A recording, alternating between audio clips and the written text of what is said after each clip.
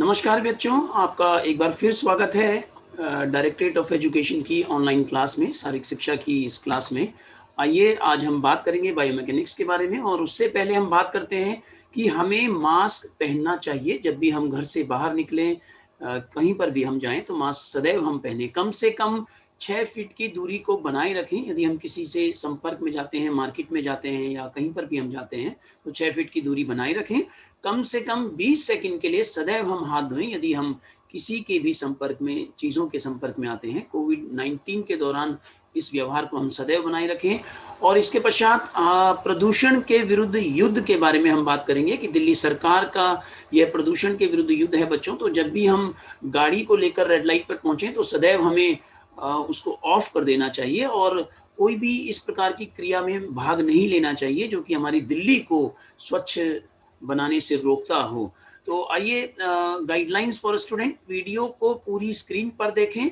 Window में नीचे कोने में एक स्क्वायर दिया हुआ है, तो अगर आपको छोटा दिखाई देता है तो इसको क्लिक करके इसे बड़ा कर दें। यदि आपको ठीक से दिखाई अथवा सुनाई ना दे तो स्क्रीन को रिफ्रेश करें। कक्षा में ध्यान केंद्रित रखें और अपने साथियों को भी कक्षाओं में भाग लेने के लिए प्रेरित करते रहें। चैट का प्रयोग केवल प्रश्न पूछने के लिए या पूछे गए प्रश्न का उत्तर देने के लिए ही करें। और यहाँ पर ये एक्नॉलेजमेंट है, the following resources have been used only the educational and non commercial purposes. Images, photographs, content used in this presentation taken from various websites is used purely for teaching and learning purpose. All copyrights and trademarks belongs to their respective IP owners.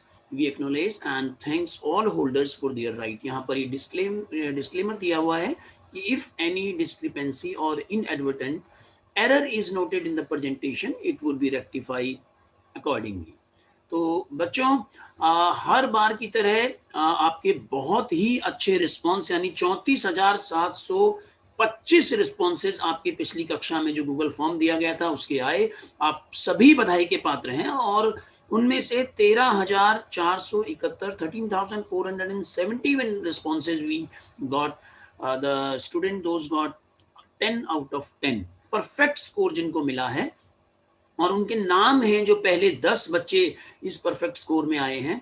पहले 10 बच्चों ने जो जल्दी से जवाब दिया है: Sonal Dahiya, GSV Jafarpur कला, अंशिका भार्गव, SKV C1 यमुना विहार, दुर्गेश सोनल GG SSS ककरोला जो तीसरे स्थान पर हैं, Durgesh Washne GG SSS number 3 Badarpur, Akash Singh RPVV Gandhinagar, Sanjeev government coed Sarvodaya senior secondary school Bhorgarh, Isha Tyagi SKV C1 Yamuna Vihar, Aman GB SSS G block Vikaspuri, Niti Kaushik GG SSS A block Saraswati Vihar, और 10वें स्थान पर हैं प्रीति SKV छावला। तो आप सभी बधाई के पात्र हैं। लगातार हमारे साथ बने रहिए। गूगल फॉर्म को जल्दी से, आप जितना जल्दी से भेजेंगे उतना जल्दी हमारे पास रिजल्ट आएंगे बच्चों। और यहाँ पर मैं इंट्रोडक्शन करा रहा हूँ। सबसे पहले हमारी जो कोऑर्डिनेटर हैं इस कार्यक्रम की, नूतन दुग्गल जी। मैं राकेश मोहन कोठारी, गवर्नमेंट कोएड सर्वोदय विद्यालय से, और आज के जो हमारे प्रेजेंटर हैं कुमकुम अग्रवाल जी SKV GTB नगर से, डॉक्टर पूजा रावत SKV समालखा से, मिस्टर उमेश कुमार अहलावत SBV जनता फ्लैट हस्तसाल से, जो आपके साथ आज प्रेजेंटेशन देंगे। श्रीमती सुनीता शारदा जी डॉक्टर रायसीना बंगाली स्कूल से, doctor Indu Dabas SOE Rohini sector 23 से, और मनोज कुमार चौधरी जी कोएड SSS-ZP ब्लॉक पीतमपुरा से हमारे बीच में यूट्यूब पर रहेंगे और बच्चों के सवालों के जवाब देते रहेंगे। तो आइए, मैं अनुरोध करूंगा आज के इस चैप्टर 8 जो बहुत महत्वपूर्ण है, बहुत इंटरेस्टिंग है बच्चों, तो हमारे साथ लगातार बने रहिएगा, कुमकुम अग्रवाल जी को कि वो आए और आपके साथ चर्चा करें जीव यांत्रिकी एवं खेलकूद। धन्यवाद कोठारी सर। प्यारे बच्चों, अब हम चलते हैं हमारा चैप्टर 8 की तरफ, और इस चैप्टर के मुख्य पॉइंट हैं खेलों में जीव यांत्रिकी का अर्थ और इनका महत्व, गति क्या है और गति कितने प्रकार की होती है। बेटा वैसे तो गति बहुत प्रकार की है, लेकिन हमारे सिलेबस में सिर्फ 4 ही हैं: flexion, extension, abduction and adduction. इसके साथ हम पढ़ेंगे न्यूटन के गति के नियम और खेलों में इनका प्रयोग। बच्चों, जैसे कि हमें पता है बायोमैकेनिक्स एक ग्रीक शब्द है जो दो शब्दों से मिलके बना है, बायो प्लस मैकेनिक्स। बायो का जो संदर्भ है वो है जीवन से, यानी कि सभी प्रकार के जीवित प्राणी बायो कैटेगरी में आते हैं, और मैकेनिक्स हमारे फिजिक्स यानी कि भौतिकी विज्ञान की एक शाखा है, जिसके अंतर्गत हम पढ़ते हैं कि जो जीवित व्यक्तियों की पोजिशंस हैं, चाहे वो स्थिर है या गतिशील है, उन पर लगातार बहुत सारे बल काम करते हैं। तो इसके अंतर्गत हम पढ़ते हैं कि बल जो काम करते हैं उनका संबंध जीवित प्राणियों के शरीर से कैसे होता है और क्या होता है। अब हम देखते हैं कि बायोमैकेनिक्स का अर्थ क्या है।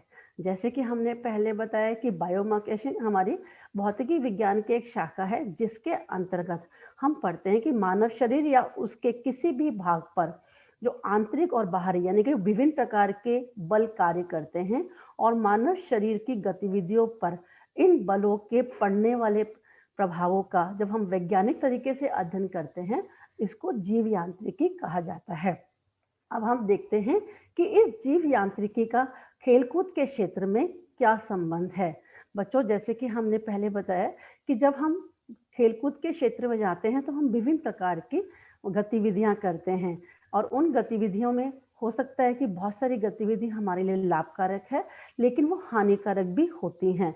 तो बायोमैकेनिक्स हमें ये हेल्प करता है ये जानने के लिए कि हम जो गतिविधि कर रहे हैं वो लाभकारक है या हानिकारक है। जैसे कि आपकी स्क्रीन के सामने एक टेनिस का एग्जाम्पल है। जब हम टेनिस के अंदर सर्विस करते हैं या बॉल को नॉक करते हैं, तो हम एक पर्टिकुलर फोर्स अप्लाई करते हैं, एक डायरेक्शन में बॉल को पहले टॉस करते हैं और फिर मारते हैं। तो बायोमैकेनिक्स हमें हेल्प करता है ये समझने के लिए कि हमारी बॉल कितनी हाइट में जानी चाहिए, कैसे जानी चाहिए, और हमें कितने फोर्स के साथ उसको मारना है और फॉलो थ्रू करना है। इसके साथ साथ हमारे ऐसे बहुत सारे गेम हैं जिनमें हम विभिन्न प्रकार की गतिविधि करते हैं। हमारा सेकंड है कि बायोमैकेनिक्स हमें हमारे प्रदर्शन को अच्छा बनाने के लिए मापन एंड मूल्यांकन में सहायता करता है। बच्चों, हमें पता है कि हम एक टेक्नोलॉजी एडवांसमेंट के युग में जी रहे हैं।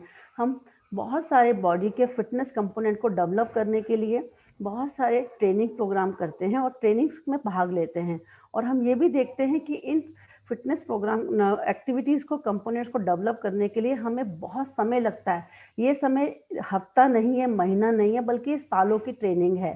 तो मापन एंड मूल्यांकन के अंदर भी हम विभिन्न प्रकार की एडवांस टेक्नोलॉजी यूज़ कर रहे हैं। जैसे कि आप देख रहे हो कि हमारी इसमें कि एक रनिंग कैपेसिटी, यानी कि हमें भी अपने खिलाड़ियों की रनिंग कैपेसिटी को एनालाइज करने के लिए विभिन्न प्रकार की टेक्नोलॉजी डेवलप की है, उनका यूज़ करते हैं, ताकि हमें ये मालूम पड़ सके कि अभी हमें कितनी फिटनेस है और हम और कितनी फिटनेस डेवलप कर सकते हैं।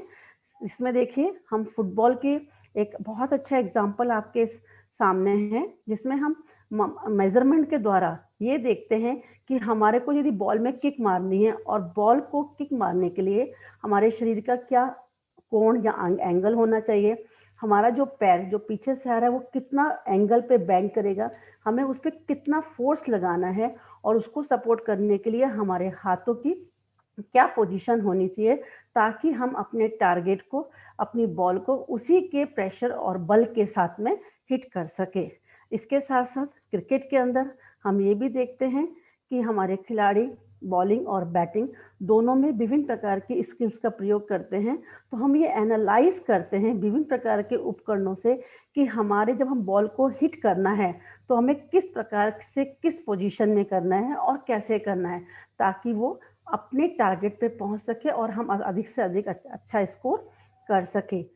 अब हम हमारा तीसरा इसका महत्वपूर्ण है कि हमें बायोमैकेनिक्स जो है सहायता करता है नई नई कौशल को विकसित करने में। जैसे कि हमने देखा है कि कौशल और टेक्निक दोनों ही खेलकूद के क्षेत्र में बहुत महत्वपूर्ण है। हम ये देखते हैं कि यदि अच्छे कौशल के कारण ही हम अच्छा स्कोर कर सकते हैं। बेटा, आपके लिए एक बहुत अच्छा एग्जाम्पल है, जैसे आप टेस्ट देते हो तो आप देखते हो कि एक टीम, आप किसी भी कंपटीशन में गए जोनल्स या इंटर जोनल में, और आप देखते हो कि सभी बच्चे सेम इक्विपमेंट यूज करते हैं। उसमें कुछ बच्चे फर्स्ट पोजीशन पे आते हैं, जैसे क्रिकेट है या फुटबॉल है, और कुछ बच्चे हमारे सेकंड पोजीशन पे आते हैं, तो क्या हम ये कह सकते हैं कि बच्चों की फिटनेस में कमी है?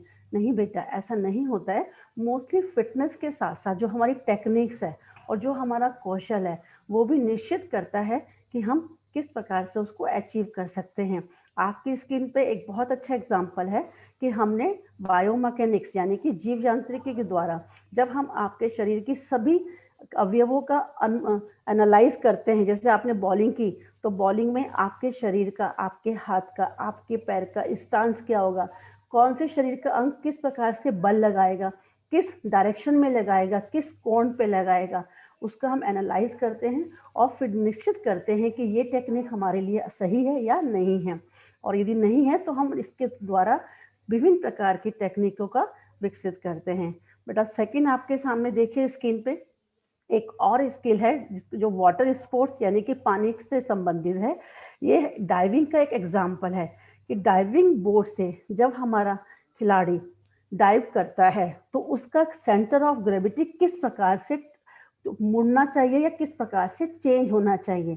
तो प्यारे बच्चों, जीव यांत्रिकी हमें इन प्रकार के सभी नई नई टेक्निक्स के द्वारा ये समझाता है कि हम कौन सी टेक्निक्स के द्वारा किस प्रकार से कर सकते हो। जैसे बच्चों एक एग्जाम्पल और है आपके लिए।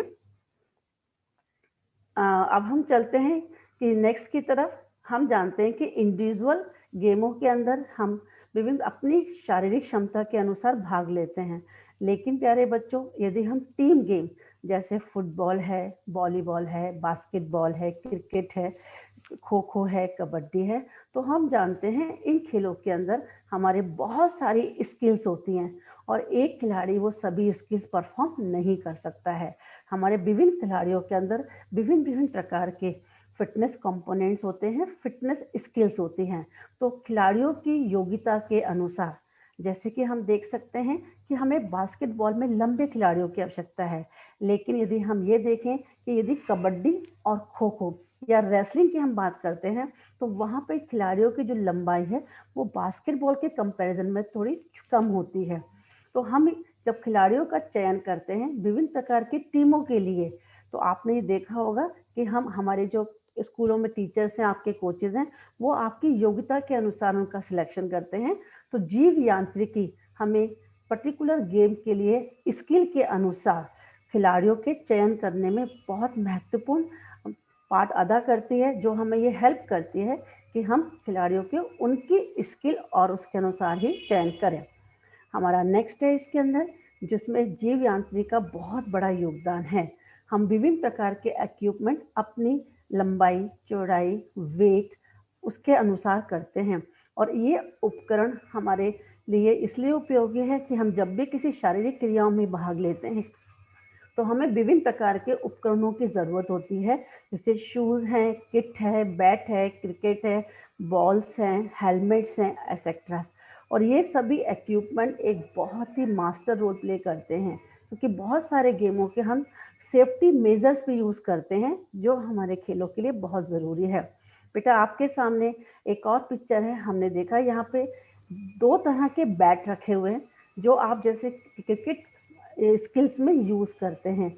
आप देख सकते हो कि इन दोनों बैटों के अंदर दोनों बैटों की लंबाई तो सेम है, लेकिन उनके हैंडल्स की और उनके जो नीचे वाला हिस्सा है उसमें अंतर है। तो उनको मैम यहाँ पर मैं एक चीज ऐड करना चाहूंगा। बिल्कुल सर, आपका स्वागत है। जी मैम, जैसा कि बच्चे आप लोग देख रहे हो यहाँ पर एक स्टैंडर्डाइज बैट है और एक जो है जिसके अंदर परिवर्तित किया गया है। इसके हैंडल में 43% इसको बढ़ा दिया गया है। आप लोगों ने 2010 आईपीएल में देखा होगा, मैथ्यू हेडन ने इस बैट का इस्तेमाल किया था जिसको आज मोंग्यूज बैट के नाम से जाना जाता है। बीसीसीआई और आईसीसी जो राष्ट्रीय और अंतरराष्ट्रीय संस्थाएं हैं क्रिकेट की, उन्होंने इस पर बैन नहीं लगाया। क्यों नहीं लगाया? क्योंकि ये एक स्टैंडर्डाइज बैट के सारे नियमों को पालन करता है, परंतु खिलाड़ियों ने इसका प्रयोग करना छोड़ दिया। क्यों?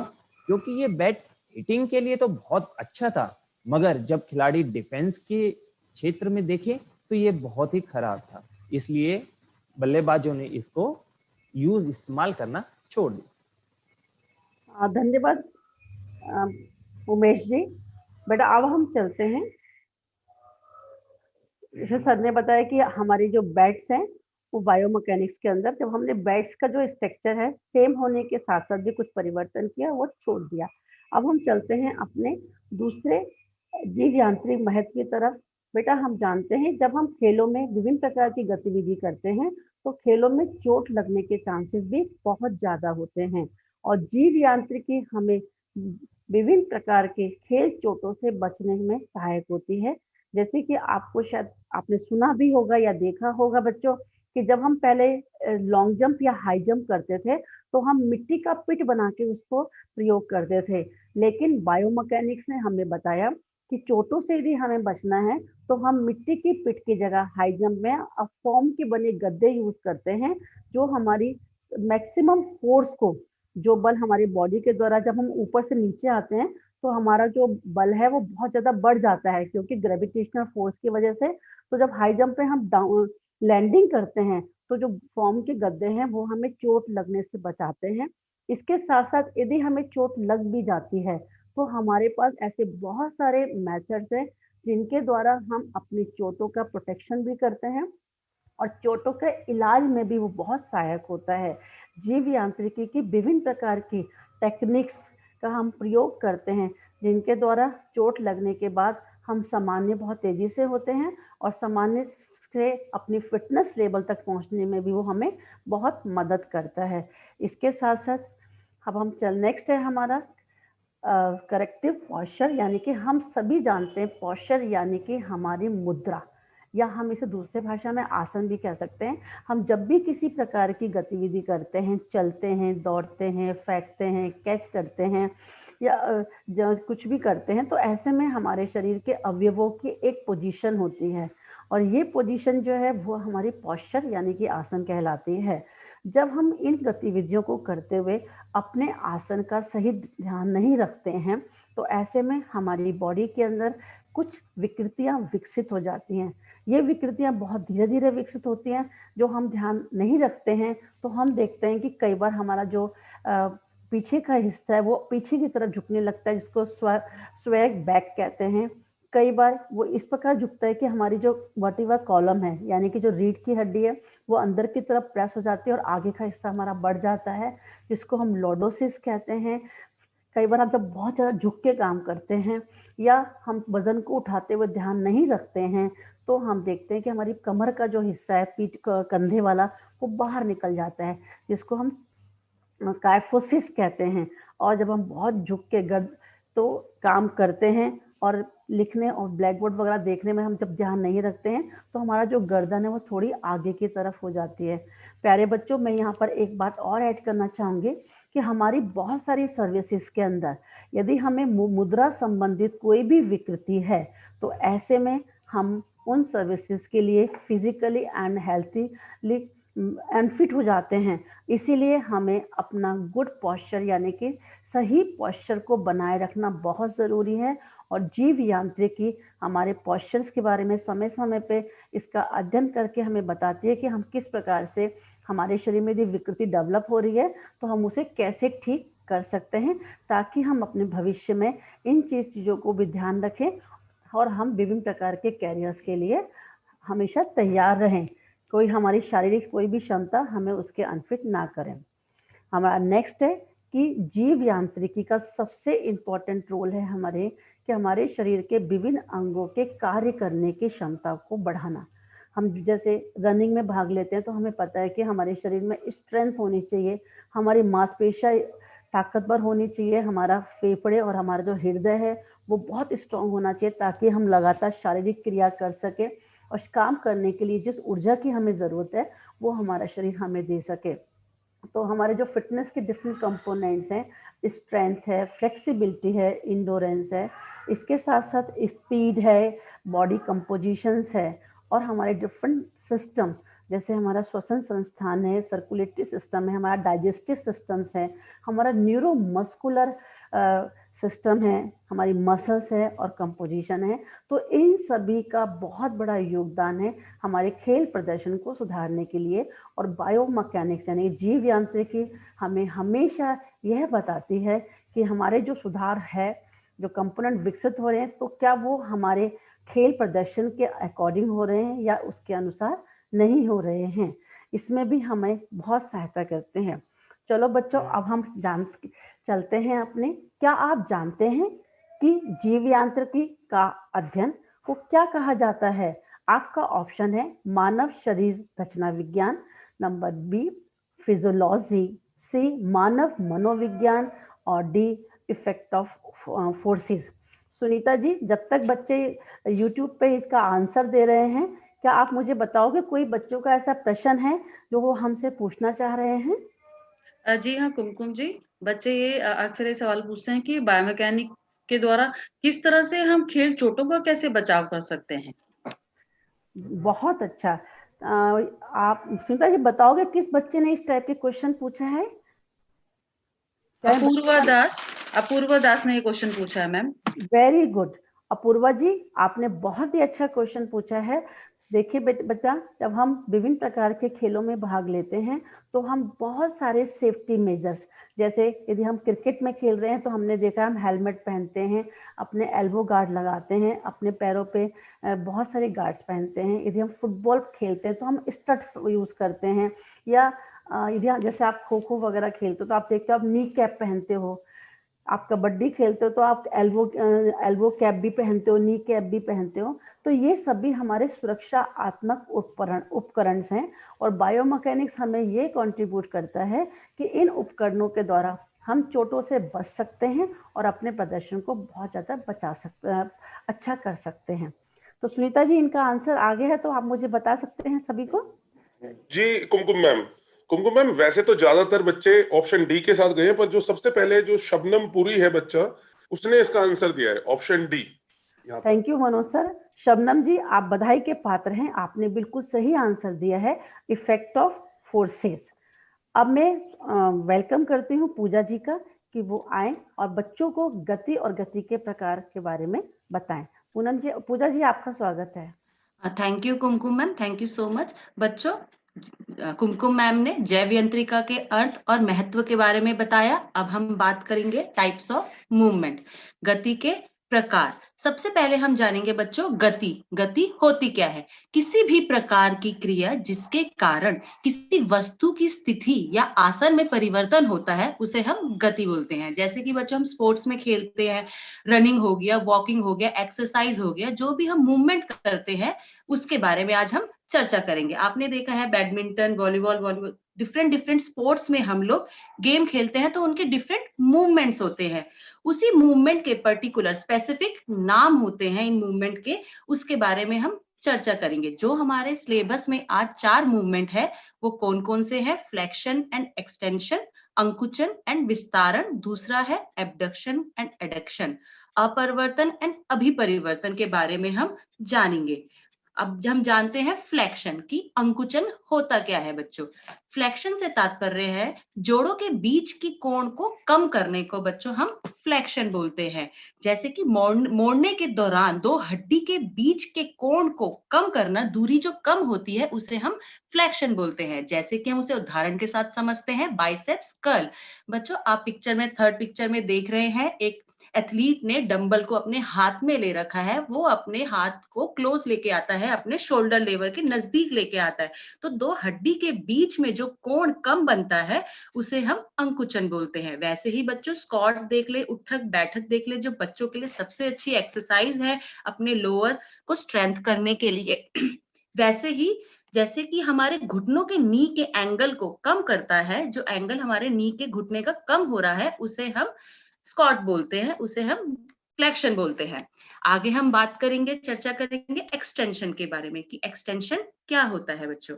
एक्सटेंशन का तात्पर्य है जोड़ों के बीच के कोण में वृद्धि करना, मतलब उसका विस्तार होना, बड़ा होना, वो होता है एक्सटेंशन। ये आपको हमेशा ध्यान रखना है, जो एक्सटेंशन होगा वो 180 डिग्री का होगा, मतलब जो हमारे हाथ की जो दूरी हम लेके जाएंगे, दूर लेके जाएंगे, वो हमारा क्या होगा? 180 डिग्री का, उससे ज्यादा नहीं होगा, सिर्फ 180 डिग्री का।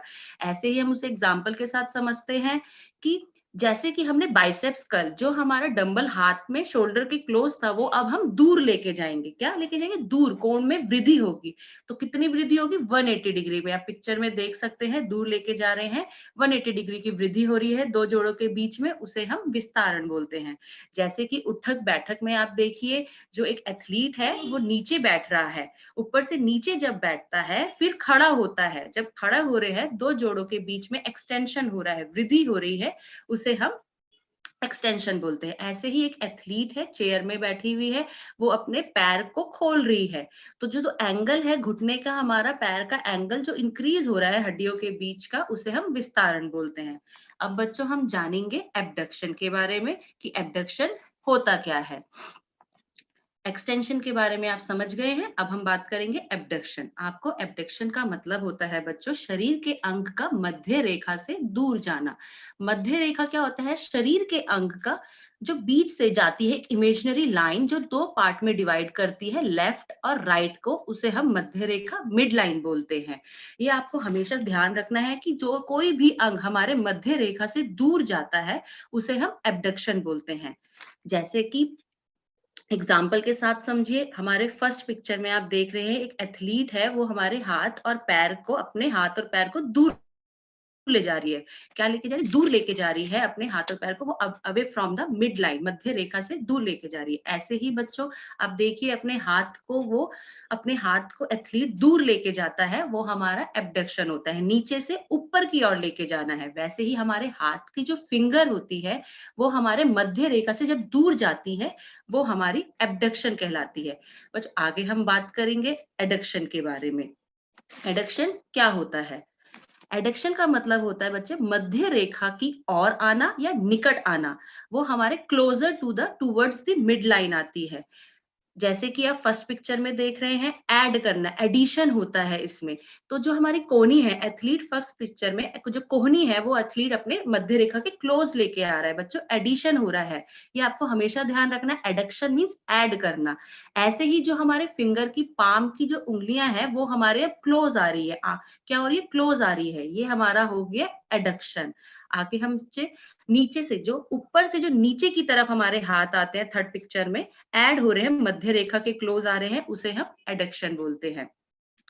आओ बच्चों हम आगे बात करते हैं अपने क्वेश्चन एंड आंसर के ऊपर। क्या आप जानते हैं? Identify the abduction movement. आपको ये 4 चित्र दे रखे हैं, उसमें से आपको बताना है कि एब्डक्शन का कौन सा मूवमेंट है, ए है या बी है या सी है या डी है। तब तक आप इसका आंसर चैट बॉक्स में लिखिए। अगर मनोज सर कोई बच्चों का प्रश्न है तो आप पूछ सकते हैं। जी हाँ सर। जी पूजा मैम, एक बच्चा है निखिल, उसने पूछा है क्या स्पोर्ट्स में ये 4 ही प्रकार की मूवमेंट होती हैं? और एक बच्ची है पूजा राजपूत, उसने पूछा है कि जो फ्लेक्शन है उसमें जो एंगल है कम होता है, पर उसमें स्पेसिफाइड भी है कि कितने डिग्री से कम होना चाहिए, ऐसा भी कुछ है क्या? इन दो चीज के ऊपर आप थोड़ा रोशनी डाल दीजिए। जी हाँ सर, थैंक यू सर, बहुत अच्छा प्रश्न पूछा है बच्चे ने। बच्चों सबसे पहले आपको समझना है, मैंने बताया था विभिन्न प्रकार की मूवमेंट होती है, गतिविधियां होती है। ऐसे ही हमारे स्पोर्ट्स में ये जो 4 मूवमेंट है, ये बेसिक फंडामेंटल मूवमेंट्स है हमारी, जो डेली हम यूज करते हैं इन 4 मूवमेंट्स को, जैसे कि फ्लेक्शन, एक्सटेंशन, एब्डक्शन, एडक्शन। तो ये 4 मूवमेंट है, ये मेन है हमारे सिलेबस में। जैसे कि हम चलते हैं, सीढ़ियों से चलते हैं तो उसमें फ्लेक्शन होता है, नीचे उतरते हैं तो एक्सटेंशन होता है, एक्सरसाइज कोई हम करते हैं एब्डक्शन, एडक्शन होता है। तो आपके फर्स्ट प्रश्न का तो हमारे 4 क्वेश्चन जो हमारे सिलेबस में है, 4 मूवमेंट है, ये हम जान गए। अब यही बात आपने पूछी है दूसरे प्रश्न का कि फ्लेक्शन का कोई एंगल होता है। बच्चों देखा जाए, फ्लेक्शन मींस जो कोई भी कोण के बीच में, 2 हड्डी के बीच में एंगल कम होता है। जैसे कि कोई फॉर एग्जांपल इसमें कोई स्पेसिफाई एंगल का कम नहीं दे रखा है कि 30 डिग्री है या 40 डिग्री। अब जैसे कोई ओल्ड पर्सन है जो सीनियर सिटीजन है, उनकी हड्डी ज्यादा तो मुड़ती नहीं है, लेकिन एंगल जितना भी वो क्लोज लेके जा रहे हैं, जैसे थोड़ा सा ही मूवमेंट उनका कम होता है, तो मूवमेंट तो एंगल में तो कमी हो रही है, तो वो मूवमेंट फ्लेक्शन कहला जाएगा। जी हाँ सर, बच्चे को समझ आ गया होगा अब तक। तो अगर बच्चों का प्रश्न आ गया है तो आंसर आ गया है तो जी मैम, बच्चे बिल्कुल सही जवाब दे रहे हैं। इसका उत्तर है ऑप्शन डी। जी हाँ मैम, इसका आंसर है ऑप्शन डी। अब मैं उमेश सर को आमंत्रित करना चाहती हूँ आगे के विषय में चर्चा करने के लिए। जी हाँ सर। धन्यवाद पूजा मैम, बहुत ही अच्छे तरीके से और बहुत ही सरल तरीके से, बहुत प्यारी प्यारी विकृतियों के साथ आपने बच्चों को अच्छे से एक्सप्लेन किया कि गति हमारे कितने प्रकार की होती हैं, किस प्रकार खेलों में हम उनका इस्तेमाल करते हैं। चलिए बच्चों, अब हम अपने नए अलग अगले टॉपिक पे चलते हैं जिसका नाम है न्यूटन की गति के नियम। सबसे पहला नियम हमारा होता है बच्चों लॉ ऑफ इनर्शिया, जड़त्व का नियम। दूसरा नियम होता है बच्चों हमारा लॉ ऑफ एक्सेलरेशन, त्वरण का नियम। और वहीं पर तीसरा लॉ है हमारा लॉ ऑफ एक्शन रिएक्शन, क्रिया प्रतिक्रिया का नियम। आइए बच्चों इनको विस्तार से समझते हैं। सबसे पहले जानते हैं बच्चों इनर्शिया क्या होता है। इनर्शिया किसी भी वस्तु की अपनी स्थिति यानी कि अवस्था होती है। कोई भी वस्तु या तो स्थिर रहेगी या गति में होगी, या तो उसमें मूवमेंट होगी या फिर वो रेस्ट पे रहेगी। अब जानते हैं कि कब तक ऐसा रहेगा, कि जब तक उस पर कोई बाहरी बल लागू नहीं किया जाता। चलिए एक उदाहरण से आपको मैं समझाता हूं। जैसे ये गोल्फ की बॉल है, ये टी के ऊपर रखी हुई है।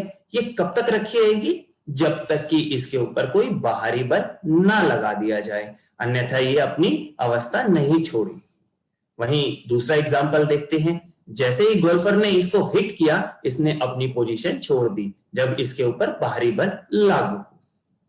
आइए जानते हैं कि हम अपने खेलों में इस लॉ को किस प्रकार से इस्तेमाल करते हैं। बच्चों जैसे कि आप सभी फुटबॉल खेलना जानते हैं, खेलते हैं ग्राउंड में। जब आपकी फुटबॉल ग्राउंड में रखी है तो उसकी अपनी इनर्शिया है, वो उसको मेंटेन करके रखेगी। उसको ब्रेक करना है तो हमें कोई बाहरी बल लगाना पड़ेगा। जैसे कि आप उसको हिट करने के लिए जाते हो, किक करने के लिए जाते हो, तो जैसे ही आप फुटबॉल को किक करेंगे, जब वो मोशन में आ जाएगी।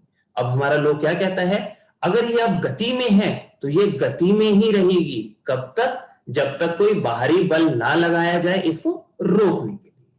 तो हमारा जो गोल नेट होता है वो बॉल को रोकने के लिए बाहरी बल लगाता है, जिसके कारण हमारी बॉल रुक जाती है। प्यारे बच्चों, एक बहुत ही कॉमन क्वेश्चन अक्सर बच्चे पूछते हैं क्लास में कि सर जब हम ग्राउंड में बॉल को किक करते हैं तो ग्राउंड में कुछ दूरी तक जाने के बाद वो अपने आप रुक जाती है, वहां तो हमारा नेट नहीं लगा हुआ, या फिर किस प्रकार ऐसा हो सकता है। तो बच्चों जैसा हमारा नियम कहता है कि कोई भी बाहरी बल जब तक लागू नहीं होगा किसी वस्तु पे वो नहीं रुकेगी। तो यहाँ पे कौन से भारी बल लागू हो रहे हैं, ग्रेविटी और फ्रिक्शन। जी हाँ, अब चलते हैं बच्चों लॉ ऑफ एक्सेलरेशन यानी कि त्वरण का नियम को जानते हैं। इस नियम को संवेग का नियम भी कहा जाता है।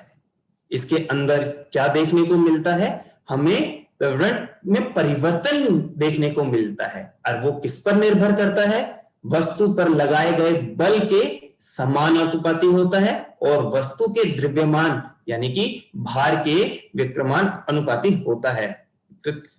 अब आप समझिए कि कुल बल कैसे प्राप्त होगा, कि हमने किस वस्तु पे हमने कितना बल लगाया है।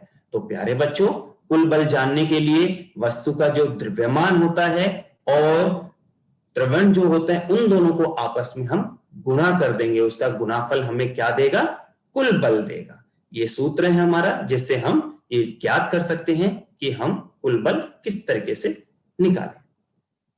आइए बच्चों, अब हम जानते हैं कि हमारा जो एक्सेलरेशन है वो फोर्स के किस प्रकार समान अनुपाती होता है। तो उसको जानने के लिए सबसे पहले ये जानना जरूरी है कि समानुपाती का अर्थ क्या है। समानुपाती का अर्थ है कि एक्सेलरेशन अगर बढ़ेगा तो बल भी बढ़ेगा। हम एक उदाहरण के माध्यम से आपको समझाते हैं। यहाँ पर एक खिलाड़ी है जिसके हाथ में बैट है और उसको बॉल को हिट करना है। यहाँ पर जो बैट है, जो बैट का भार है, वो हमारा मास कहलाएगा, द्रव्यमान। और जब एथलीट अपनी ताकत लगाकर बॉल को हिट करने जाएगा तो बैट की कितनी स्पीड वो बनाते हैं वो हमारी एक्सेलरेशन होगी। चलिए उदाहरण के माध्यम से समझते हैं कि हमारा बल जो है, हमने यहाँ पर बैट का भार जाना 2 kg और उसको हमने बैट की एक्सेलरेशन के साथ गुना किया तो हमें प्राप्त हो जाएगा कुल बल। तो हमारा कुल बल है 200 न्यूटन। अब 200 न्यूटन फोर्स हमने यहां पर लगाया, तो क्या हम जब एक्सेलरेशन को बढ़ा देंगे, पहले जो हमारा एक्सेलरेशन 100 मीटर पर सेकंड स्क्वायर था, अब वही 120 मीटर पर सेकंड स्क्वायर हो गया, तो हमारे इस नियम के अनुसार हमारा बल भी बढ़ना चाहिए। हमने अगर एक्सेलरेशन बढ़ाया है तो क्या ऐसा होता है? जी हाँ, जैसा कि आप देख रहे हो, पहले 200 न्यूटन फोर्स लगा था, अब कुल फोर्स कितना हो गया? 240 न्यूटन। वहीं इसका दूसरा एग्जांपल क्या है कि अगर ये एक्सेलरेशन नीचे की तरफ जाएगा तो बल भी नीचे घटेगा हमारा। सेम एग्जांपल के जरिए देखते हैं कि दूसरा उदाहरण हमारा क्या कहता है। हमारे बैट का भार सेम रहेगा, एक्सेलरेशन हमने 100 रखा तो हमारा 200 न्यूटन फोर्स हमें प्राप्त हुआ। वहीं पे जब हम एक्सेलरेशन को कम कर देते हैं, अब 100 से हमने कम कर दिया 80 पर, 80 मीटर पर स्क्वायर, अब देखते हैं हमारा कुल बल कितना है। जी हाँ, हमारा जो नियम कहता है कि कम हो जाएगा, तो उसी तरीके से 200 से 160 न्यूटन हो गया। अब बच्चों एक चीज और ध्यान देने वाली है, यहाँ पर किसी भी ऑब्जेक्ट पर जब हम प्रहार करते हैं तो उसके अंदर जो गति आती है वो निर्भर करती है कि उसके ऊपर फोर्स कितना लगाया गया है। अगर हम कम फोर्स यूज करेंगे तो वो ऑब्जेक्ट कम दूरी तय करेगा, और ज्यादा फोर्स यूज करेंगे तो वो ऑब्जेक्ट ज्यादा दूरी तय करेगा। जैसे कि क्रिकेट खेल में आपने काफी बार देखा है कि खिलाड़ी जब मारता है तो वो सीमा रेखा को पार नहीं कर पाता और कैच आउट हो जाता है, तो उसके अंदर लगाया गया बल जो है कम रहता है, जो सीमा रेखा को लांघने के लिए पर्याप्त नहीं हो पाता है। आइए बच्चों, इसी फॉर्मूले को हम अपना हल्का सा चेंज कर देते हैं ताकि हम आगे वाले एग्जांपल्स और उदाहरण को बड़े सरल तरीके से समझ सके। ये हमारा फॉर्मूला था, इसको हमने फोर्स इज इक्वल टू को लास्ट में रख लिया।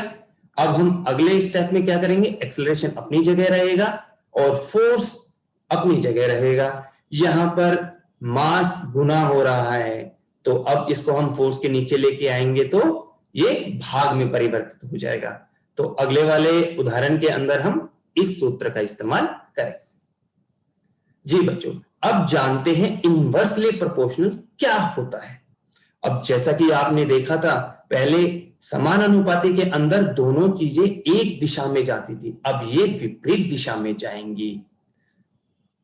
त्वरण अगर बढ़ेगा तो द्रव्यमान हमें कम करना पड़ेगा, अगर द्रव्यमान बढ़ गया तो त्वरण हमारा कम हो जाएगा।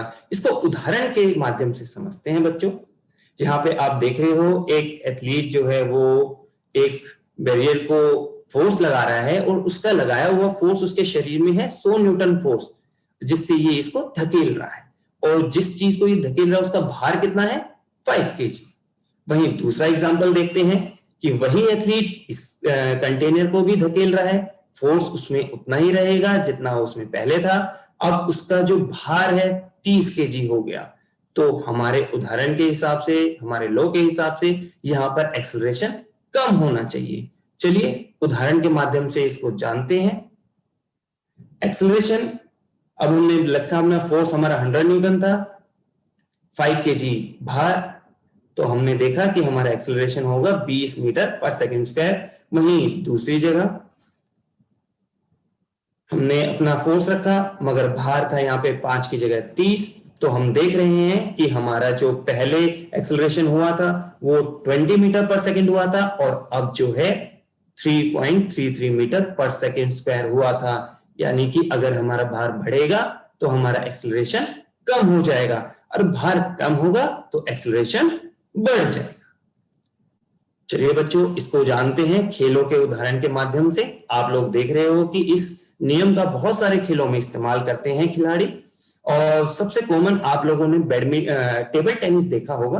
टेबल टेनिस खेलते समय अगर टेबल टेनिस की बॉल तेजी से भी हमें लग जाती है तो क्या हमें कुछ ज्यादा सीरियस इंजरी होती है? आप सभी का जवाब होगा नहीं। क्यों? क्योंकि इसका द्रव्यमान यानी कि भार जो है वो 2.7 ग्राम होता है, जो कि बहुत ही कम है। और वहीं अगर हम क्रिकेट का उदाहरण ले तो अगर खिलाड़ी बल्ले से बहुत तेज बॉल को हिट करने के बाद अगर किसी खिलाड़ी को बॉल लग जाती है तो क्या सीरियस इंजरी होगी? जी हाँ, भारत के एक खिलाड़ी रमन लांबा जी इसके शिकार हो चुके हैं। मैदान पर बॉल लगने के कारण उनकी मृत्यु हो गई थी। तो ऐसा क्यों है? क्योंकि क्रिकेट की जो बॉल होती है उसका भार टेबल टेनिस की बॉल से अधिक होता है। और आप देख रहे हो बाकी सभी खेलों के अंदर एक्सेलरेशन और फोर्स का इस्तेमाल किया जाता है विभिन्न खेलों के प्रदर्शन करने के लिए। आइए चलते हैं अपने लॉ ऑफ एक्शन रिएक्शन की तरफ, क्रिया प्रक्रिया का नियम। यह नियम क्या कहता है बच्चों? प्रत्येक क्रिया के लिए एक समान और विपरीत प्रक्रिया होती है। जैसा कि आप इसमें देख रहे हो कि क्रिया जो बल होता है, जो हमने एक्शन किया है, उसी के विपरीत बिल्कुल बराबर प्रतिक्रिया बल भी लगता है। उदाहरण से समझते हैं। अगर हम एक बॉल को ग्राउंड की तरफ छोड़ते हैं तो क्या होगा? वो ग्राउंड से टकराने के बाद रिएक्शन करेगी, यानी कि प्रतिक्रिया क्या होगी? वापस ऊपर की तरफ बाउंस करेगी, जैसा आप इसमें देख पा रहे हैं। इसी तरीके से हम जानते हैं कि इस लॉ को किस प्रकार हम खेलों में इस्तेमाल होता है। आप देख रहे हो बॉक्सिंग। बॉक्सिंग जो खेल है वो कॉम्पैक्ट स्पोर्ट्स है। इसके अंदर एक खिलाड़ी दूसरे खिलाड़ी को पंच करता है। जब यहां पर ये देखिए ब्लू जो ड्रेस में खिलाड़ी है उसने रेड बॉक्सर को पंच किया फेस पे, ये निर्भर करता है कि कितने फोर्स के साथ उसको पंच किया गया है और उसके समान ही रिएक्शन फोर्स लगता है। तो जितना फोर्स से लगेगा उतना ही रिएक्शन अगले खिलाड़ी के फेस पे आपको देखने को प्राप्त होगा। अब जानते हैं बच्चों, फुटबॉल के अंदर आप जब तक उसको किक नहीं करेंगे जब तक उसका रिएक्शन नहीं होगा। एक्शन हमारा किक करना, रिएक्शन बॉल मूवमेंट करने लगती है। वहीं देखा जाए टेबल टेनिस के अंदर, लॉन टेनिस के अंदर भी जब हम बॉल को नीचे बाउंस करते हैं तो वो जमीन से टकराकर वापस ऊपर अपनी प्रतिक्रिया करती है। अब जानिए स्विमिंग के अंदर। स्विमिंग करते समय हमने हाथों और पैरों का इस्तेमाल करते हुए पानी को पीछे की तरफ धकेलते हैं, और जब पानी पीछे की तरफ जाता है तो हमारे शरीर को वो आगे की तरफ धकेलता है। इस प्रकार हम क्रिया प्रक्रिया नियम का अपने खेलों में इस्तेमाल करते हैं। आइए बच्चों, आपके लिए एक प्रश्न है। दिए गए चित्र में गति का कौन सा नियम प्रयोग हो रहा है, ये आप लोगों को बताना है। जब तक मैं आमंत्रित करता हूं इंदु मैम को कि मैम बच्चों का कोई प्रश्न है तो हमारे साथ साझा कीजिए। जी उमेश सर, आपने बहुत अच्छे से बच्चों को समझाया। और इसी तरह जब हम अपनी कक्षा में बच्चों को न्यूटन्स के लॉ जब पढ़ाते हैं तो अक्सर एक क्वेश्चन बच्चे पूछते हैं, जैसे कि दौड़ने के अंदर अलग अलग तरीके से स्टार्ट किया जा सकता है। खड़े होकर भी करते हैं, बैठकर भी करते हैं, ब्लॉक से भी करते हैं, जो इंटरनेशनल स्टैंडर्ड स्तर पे किया जाता है। तो कौन सी तकनीक ऐसी है जिससे बेहतर स्टार्ट कर सके और दौड़ना के जो अपनी स्पीड है उसको बेहतरीन कर सके? ये क्वेश्चन बच्चे अक्सर कक्षा में पूछते हैं। जी मैम, ये मैंने भी देखा है, बच्चों का ये जिज्ञासु क्वेश्चन रहता है।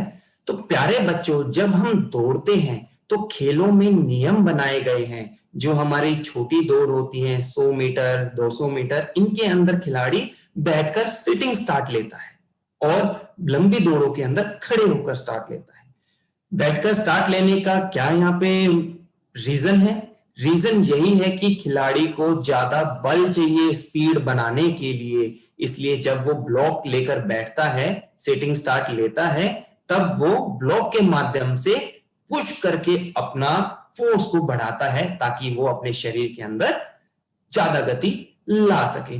और प्यारे बच्चों, गति बढ़ाने के अंदर ब्लॉक के अलावा बहुत सारे ऐसे फैक्टर्स होते हैं जो डिपेंड करते हैं कि खिलाड़ी के अंदर किस तरह के मसल फाइबर्स हैं, फास्ट ट्विच हैं या स्लो ट्विच हैं, ट्रेनिंग कितनी एज की हुई है और किस तरीके से उसकी टेक्निक यूज कर रहा है, स्किल यूज करता है।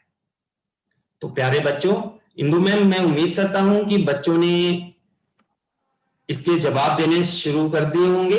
तो जी हाँ उमेश सर, बच्चों ने जवाब देने शुरू कर दिए हैं और सबसे पहले जो जवाब आया है ऑप्शन सी, लवली नाम के बच्चे ने इसका आंसर किया। उसके बाद चंचल मिश्रा, शब्बीर, अजय, बंटी, पूजा, अलीशा बदुई, ये सभी बच्चों ने लगातार जवाब देने शुरू कर दिए हैं। क्या बात है मैम, बहुत बहुत मुबारक हो आप सभी बच्चों को। आप सभी बच्चों को बहुत अच्छे से ये समझा और बढ़ चढ़ कर आपने भाग लिया। इसी तरीके से भाग लेते रहिए और अपने ज्ञान में वृद्धि करते रहिए। आइए अब चलते हैं कोठारी सर के पास, जो आपको आगे के लिए निर्देश देंगे। Kothari sir. Thank you Umesh ji, Pooja ji, Kumkum ji, बहुत अच्छे से आपने ये जो अध्याय है बहुत अच्छे से बच्चों के साथ शेयर किया। आप सभी का धन्यवाद। प्यारे बच्चों, आपकी स्क्रीन पर यह अभ्यास कार्य है जिसके अंतर्गत प्रश्न संख्या 1 है, जैव यांत्रिकी से आपका क्या अभिप्राय है। ये आपको अपनी नोटबुक में करने हैं क्वेश्चन। प्रश्न संख्या 2 है, खेलों में जैव यांत्रिकी के महत्व को समझाइए। प्रश्न संख्या 3 है जो आपके साथ शेयर किया गया है कि फ्लेक्शन और एक्सटेंशन क्या है, एबडक्शन और एडक्शन क्या है, ये आपको अपनी नोटबुक में लिखना है। प्रश्न संख्या 4 है जो उमेश सर ने आपके साथ शेयर किए कि न्यूटन के गति के नियमों को परिभाषित करने के बाद कोई भी अपने खेल जो आप पसंद करते हैं उनका खेलों में किस प्रकार से प्रयोग कर पाएंगे, इसको आपको लिखना है। आपको लिखने के पश्चात पीडीएफ बनाना है और अपनी टीचर के साथ शेयर करना है। तो अगला जो प्रश्न है, जो एक नंबर के प्रश्न जैसे हम गूगल फॉर्म के रूप में आपके साथ शेयर करते हैं, आपकी स्क्रीन पर है। आपने इनको डिस्क्रिप्शन बॉक्स में जाके गूगल फॉर्म को क्लिक करना है और वहां पर जो 10 प्रश्न आपसे पूछे गए हैं उनके उत्तर आपने देने हैं। आपने खुद भी स्कोर को आपने देखना है कि आपका क्या स्कोर है, उसका स्क्रीनशॉट टीचर के साथ शेयर करना है। तो आप आज के लिए आप सभी का यहाँ पर धन्यवाद। बायोमैकेनिक्स की इस क्लास को मुझे बहुत उम्मीद है कि आपको बहुत अच्छी लगी होगी और यदि कोई प्रश्न आपके होते हैं तो दोबारा आप ऑनलाइन क्लास के इस यूट्यूब लिंक पर जाके इन्हें देख सकते हैं। अगली क्लास तक के लिए नमस्कार, सभी को नमस्कार। नमस्कार।